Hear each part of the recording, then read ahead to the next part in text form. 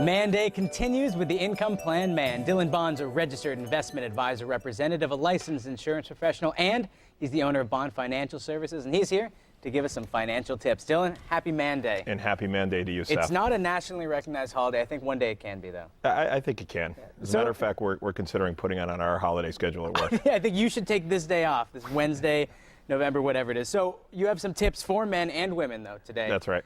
To kind of, that they need to know, because there's so much you need to know when it comes to finance. Yeah, no, as you know, we predominantly work with people that are at or near retirement, getting people ready for living potentially 30 plus years without a paycheck. There's a lot of different factors of building a successful financial plan when it comes to retirement planning. What we're going to talk about today is just some of the common things that I think people need to look out for. Because these are pitfalls that some people just forget about, and it's like maybe 5%, but that's 5%. That's a lot of money that will get you going forward. I mean, there's been statistics done that show that people spend more time in their lives planning their vacations than they do their retirement. And the fact of the matter is, if you're 60 years old and you're retiring, you have a strong chance of living another 35 years without a paycheck. So if you're not making some plans that have some predictability to them, you know, a lot of people are just putting their money half in the stock market, half in the bond market, and hoping their money doesn't that their money lasts longer than them. Yeah, vacations only last a week. Your retirement lasts a long exactly. time. So things to think about: potential taxes in the future.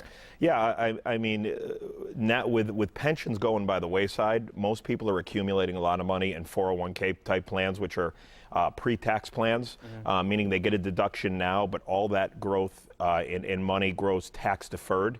So when they get to retirement, all that money as they use it is going to be considered taxable income. So you have to pay the piper down the road. So you have to pay the piper down the road, and when you're building your plan, you really have to take that into consideration, because I think what most people want in retirement is to have some money available that they can take out more as an income stream, which tax-deferred money does well for that. But what about that money that they might need to buy a new car or fix the roof or possibly buy a vacation home?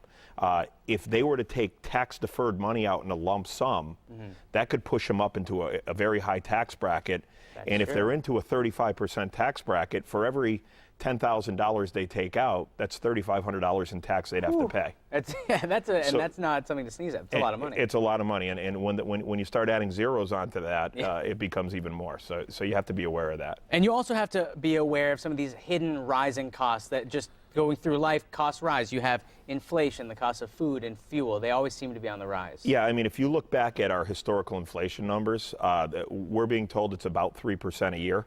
But the thing that the inflation number doesn't cover is food, healthcare, and fuel.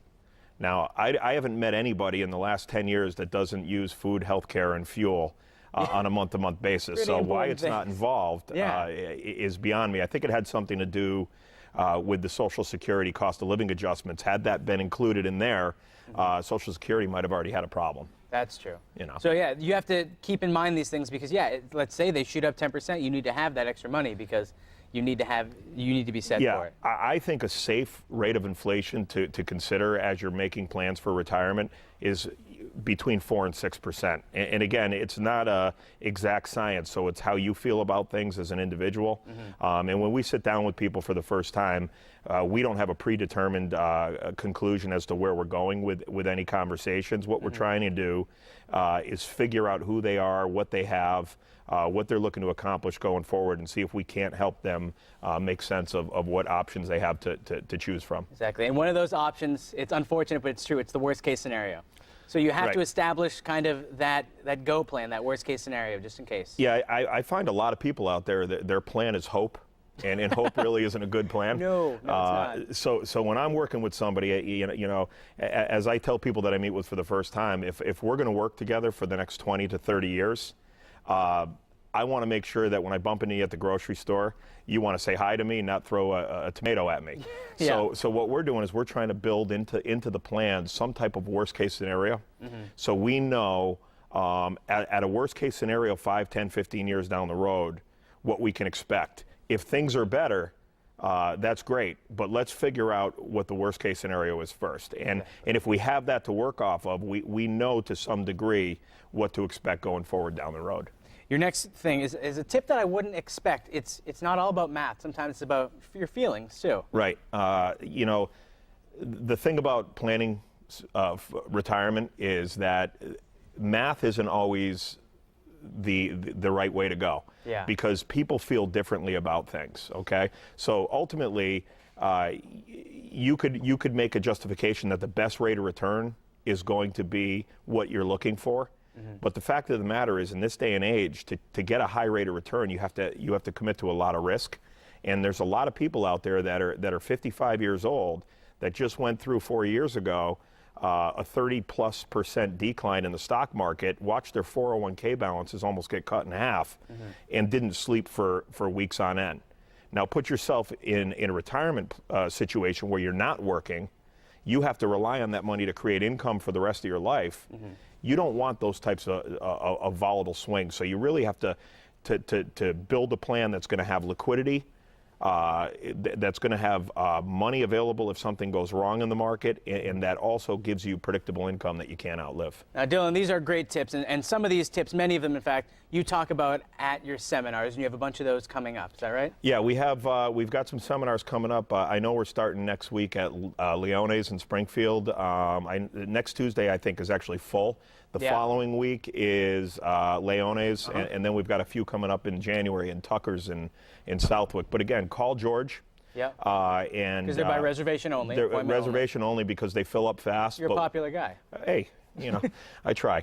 But the bottom line is we have them pretty much every other week. So in busier seasons, we have them every week, so they're always going to be available. Best thing to do is call the office, talk to George, find out when the next ones are, where they are, and if it fits in your schedule, you're 50 and older, and you want to sit down and hear what we have to say, I strongly encourage you to do so. And even if you're not 50 or older, it's always a good time to think about your finances. Absolutely. Well, Dylan, thank you so much for stopping by. A happy Man Day to you. Happy Man Day to you, too, and happy Man Day to everybody out there. And you can visit bondfinancialservices.net, or you can give them a call, 413-754-4747. Just let Dylan and his staff take the steps to secure your financial future. Ahead on Mass Appeal, we've got